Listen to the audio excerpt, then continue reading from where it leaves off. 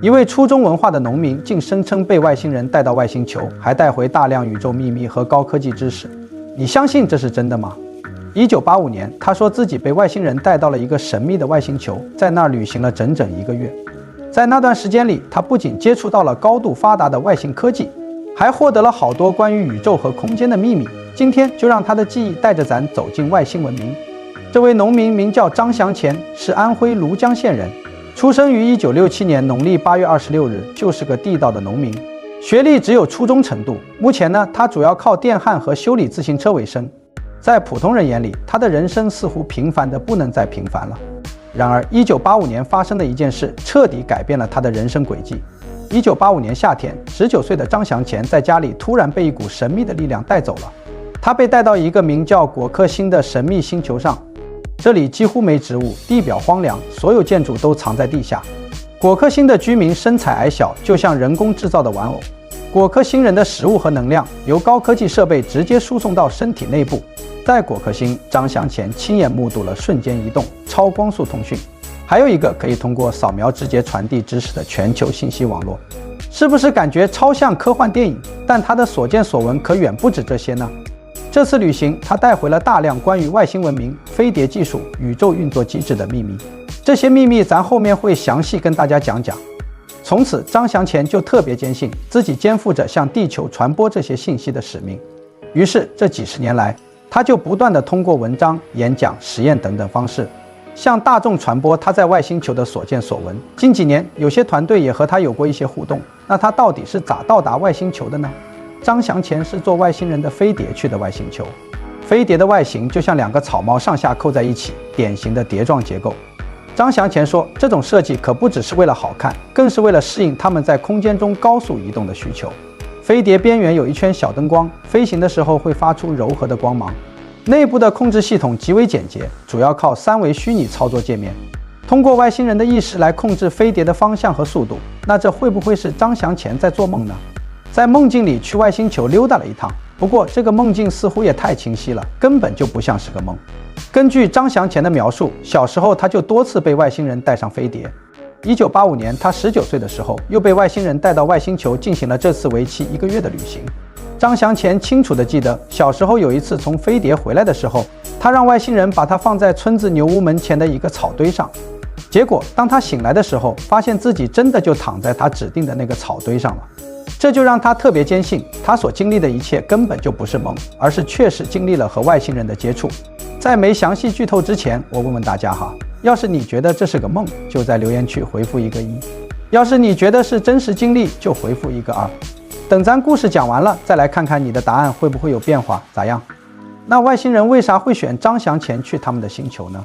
根据张祥前自己所说，是因为外星人觉得他体内带着某种来自高等星球的信息。张祥前所看到的这些外星人看似外形和地球人很像，但是他们的长相和咱通常对外星人的想象还是有点不一样。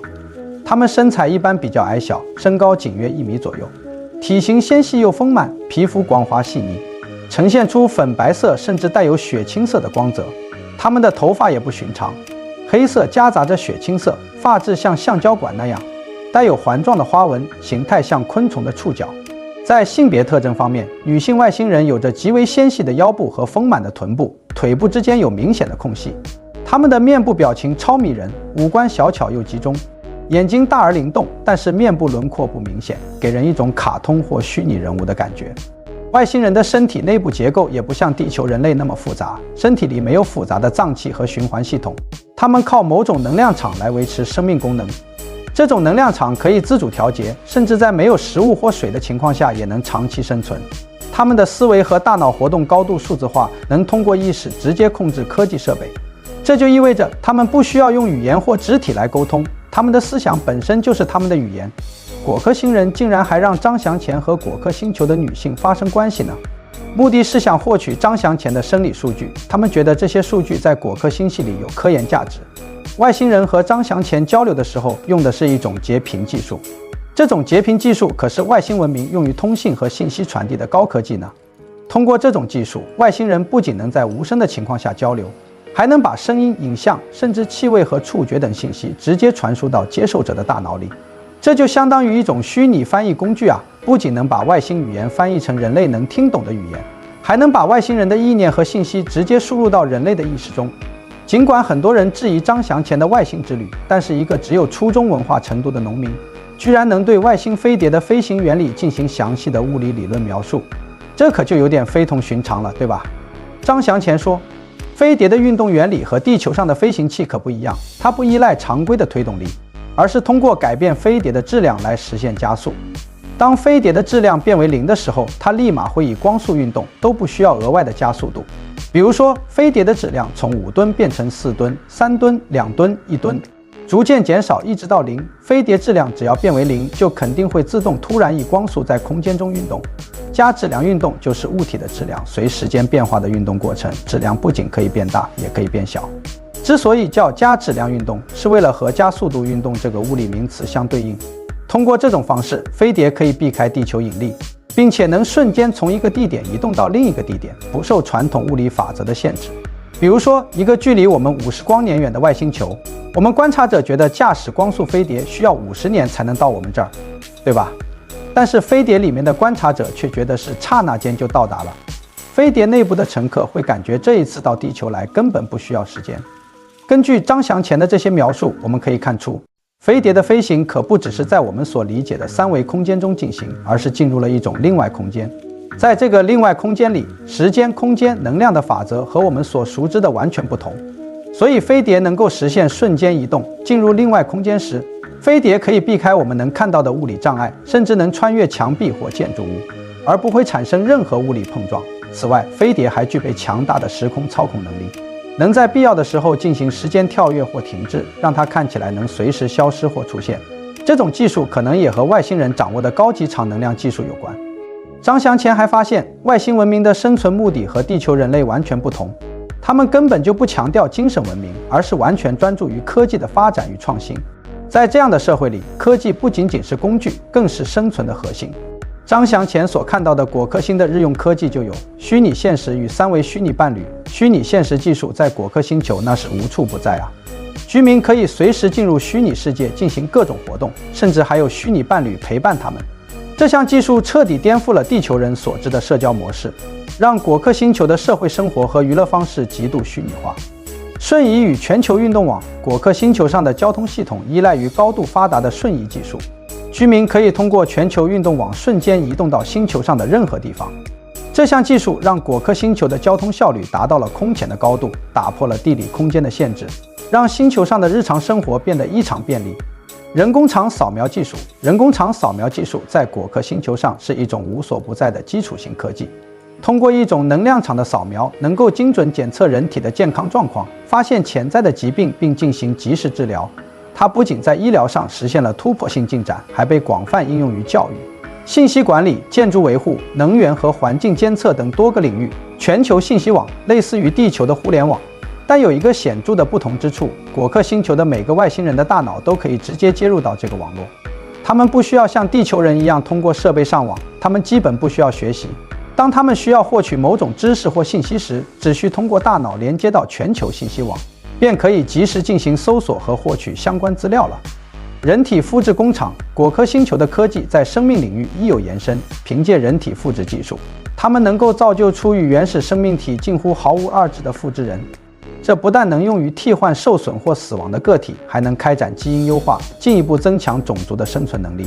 在果壳星的1个月里，果壳星人通过截屏技术，将各类知识输入到张祥前的大脑中，其中包括果壳星人所认为的宇宙真相、生命的起源等等。张祥前将这些知识统称为统一场理论，这也是他提出的唯一理论体系。众所周知，经典的统一场论是爱因斯坦在晚年时试图发展的一种理论，旨在将自然界的所有基本力统一于一个数学框架之下。这一理论的核心思想是试图把当时已有的2个成功理论，描述引力的广义相对论和描述电磁力的电磁学统一起来，以阐释所有的物理现象。尽管爱因斯坦在这方面付出了大量努力，提出了多种数学模型，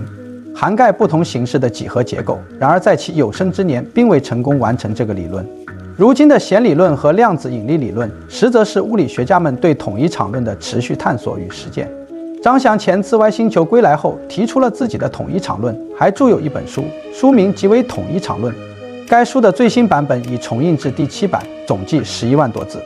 作为一位农民，张祥前竟敢挑战爱因斯坦，这实在是令人匪夷所思。正因如此，他提出的统一场论很快在国内外引发了不小的关注。他本人也成为一个极具争议的人物，并遭遇了诸多质疑与打压。尤其是在探索外星科技和宇宙奥秘的圈子当中，尽管压力重重，不过张祥前始终坚信自己的经历，并致力于揭示那些不为人知的外星人传授给他的宇宙真相。在他的统一场论中，提出了众多颠覆传统物理学的观点。例如宇宙的构成，他表示宇宙由物体及其周围空间构成，不存在第三种并存之物。他还称我们眼前的物理世界的存在是虚幻的，宇宙中唯有物体和空间是真实存在的。其他物理概念，诸如质量、电荷、场、能量等，皆是物体在空间中的运动或空间本身运动所产生的效应。统一场的核心思想在于，我们所观察的世界是虚假的，背后存在一个真实的世界。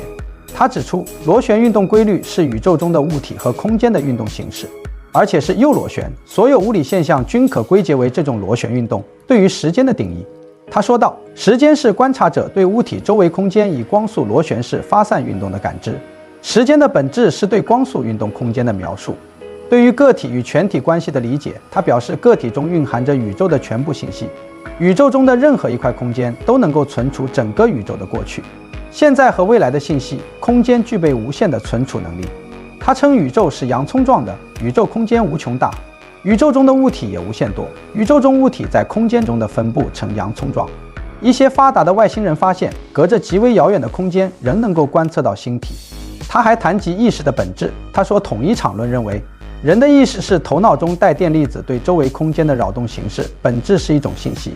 他称轮回是必然存在的，普通思维的人在宇宙空间里或许几十年轮回一次，而思想特异的人、特殊的天才，像牛顿、爱因斯坦、特斯拉这类人，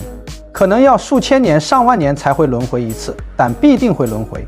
人类的许多天才并非培养所得，而是轮回而来。总的来说，张祥前的统一场论试图通过描述空间的运动来解释所有物理现象，包括时间、质量、引力场、电磁场等，并试图将自然界的4种力——电场力、磁场力、合力和万有引力统一在一个数学方程中。这种统一场论的核心技术在果壳星，即为人工场扫描。通过人工场扫描设备生成的场，是一种能通过真空传输的能量。这种场能够对物体和空间进行穿透性扫描与控制，能够干预物体的内部结构，甚至能够改变物体的基本物理性质，如物体的质量、电荷、速度、位置、温度、空间、时间等。张祥前认为，这种人工场扫描能够在至少10个方面改善人类生活。例如，可以读取并记录人类大脑中的意识和记忆，将这些信息进行数字化储存。此项技术有望在未来通过重建或移植意识来实现意识复活，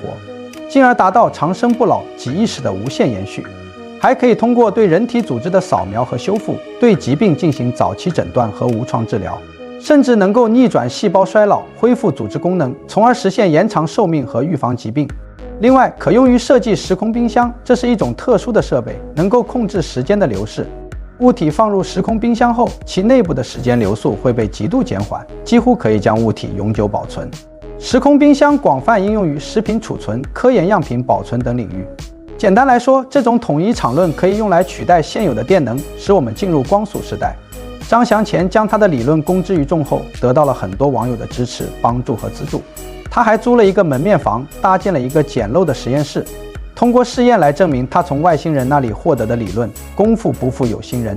他的实验取得了一些初步效果，他还申报了专利，并且被国家知识产权局受理了。不过问题来了，这个外星人传输给张祥前的高科技，真的就是宇宙的真相吗？我倒是觉得，那只不过是果壳星人所认识的所谓宇宙真相。为什么这么说呢？通过张祥前的描述，有3点可以说明。第一，这个果壳星人的生存核心是科技，而不是精神文明。但是这并非宇宙真相，宇宙是一个庞大的生命体，有自己的精神。越高级的宇宙生命，精神境界越高，能力或者神通也就越大。科技技术只是底层时空生命的产物。第二，通过技术进行意识复活来达到长生不老。其实真正的长生不老根本不是靠意识的移植，而是精神修炼后的升华，同化宇宙真善忍的特性。才能与宇宙同龄，长生不老。这在中国的传统典籍和各类民间神话传说中随处可见。第三，通过技术逆转细胞衰老，恢复组织功能，实现延长寿命和预防疾病。其实，细胞本身就是三维时空的物质，恢复细胞只不过是恢复了三维时空的物质载体。所以我推断，张翔前去的那个果壳星和地球应该是同等时空层次的，只不过他们的技术更高一些。那就希望张翔前的这些外星技术带给大家的不是在物质世界的继续沉沦，而是对自己天命的另类启迪吧。好了，今天的节目就分享到这里了，感谢您的收看。